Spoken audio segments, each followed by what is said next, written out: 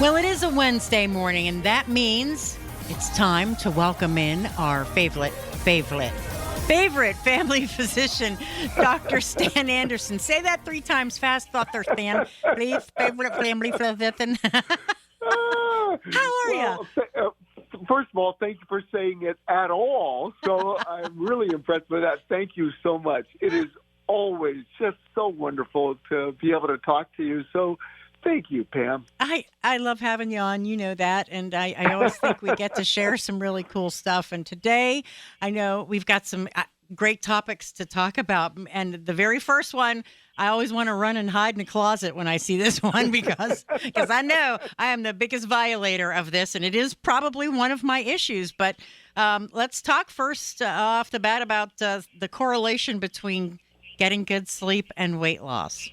Yeah, this is kind of interesting. This is a study that they were looking to see whether or not getting good sleep ended up helping generally. So this is a study where they got somewhere around 1,000 people, and what they did was they basically encouraged them to try to get closer to 8 hours of sleep. So about 500 of the people got 8 hours of sleep. All of them were struggling with their weight. All of them were overweight when they started. And at the end of 4 weeks, what they found was that the people that enhanced their sleep, so the quality of sleep, what they did was they basically taught them relaxation techniques. They encouraged them, if they needed to take some melatonin. They encouraged them to just make the time for getting good sleep. And one of the things oftentimes is, and this was a lot of younger people also that were in the study, they're just busy, they're doing things, and they just don't think about it as much, and they go to sleep when they finally get tired. One of this study did was they said, look, plan for trying to get 8 hours of sleep. So in the study, about half of them, about 500, got 7.3 hours of sleep, so about 7 hours and 15 minutes, 18 minutes. And the other half got about 6 hours of sleep. So they didn't really change their behavior as far as sleep was concerned. At the end of 4 weeks, there was a 4-pound drop difference in people not even trying to lose weight. And so it was kind of interesting because it really astonished the researchers when they said, oh, my goodness, when people sleep better, they get better weight loss. And so when this published, it was published on Monday, it was just kind of interesting because what the researchers ended up saying was, we weren't even looking to see whether or not sleep had any effect on weight loss, but this is very clear evidence. People who sleep better lose more weight. And so there's definitely a correlation. So anybody out there that's trying to lose weight, focus first on getting good sleep. Yeah, and the shift workers, we talk about this. It's hard, when you're working certain shifts. I mean, I do go to bed a lot earlier now than I used to when I was younger because I can't deal with it as much. But it's hard. It is a hard thing to do for some folks. And that is very true. And so, first of all, it is intentionality. So the fact that you are saying to yourself, I am trying, I am going to do this. This is something that I want to do. I need to do this, and that is to get more sleep. The more that you approach it from that point of view, much, much more likely you're going to have better success.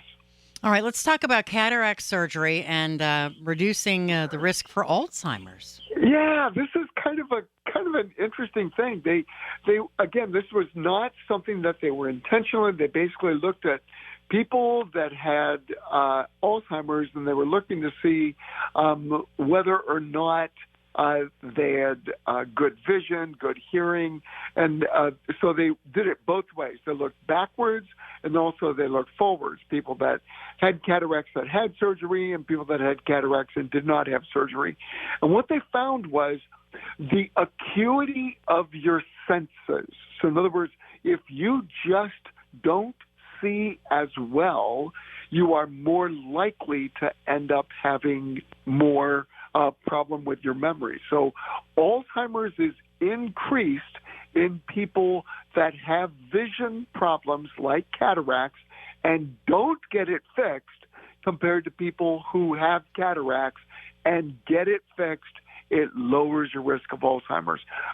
An older study also showed that people with hearing loss who don't wear hearing aids increase the risk for developing Alzheimer's.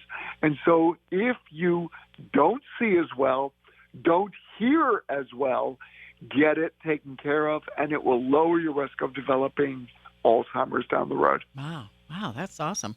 All right, and what about our COVID numbers are looking better in Ohio and in Stark County? Yeah, and all around the world. So as recently as February 6th, and before that, we were seeing around 300,000 new cases a day. And then as recently as February the 7th, February the 7th and February, I'm sorry, not the 6th, the 4th.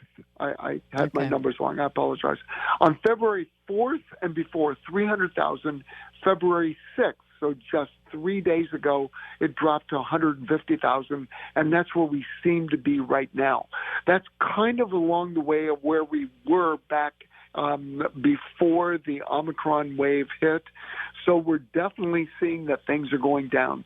The theory is that so many people have had Omicron or have had COVID that now we're starting to see herd immunity, and we're hoping that as the caseload continues to fall, we're going to end up eventually seeing the end of this pandemic.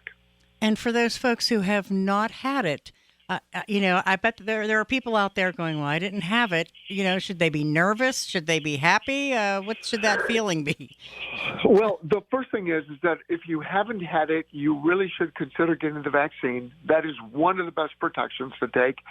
The more that we end up seeing fewer people getting it, the less likely it is that this pandemic is going to be rampant through the society.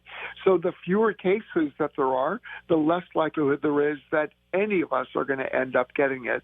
So look at this with great joy, not just askance. This is a huge, wonderful thing. We are hoping that as the caseload falls, we are going to see the light at the end of the tunnel. So this is an amazing good thing. It's wonderful. Part of it is we think that the pandemic has simply come through and burned through the entire population, and there's just not that many more vulnerable people to infect left. All right. That's good as well. All right. To my favorite family physician, Dr. Stan, thank you so much. We'll talk next week. Oh, Pam, I look forward to it.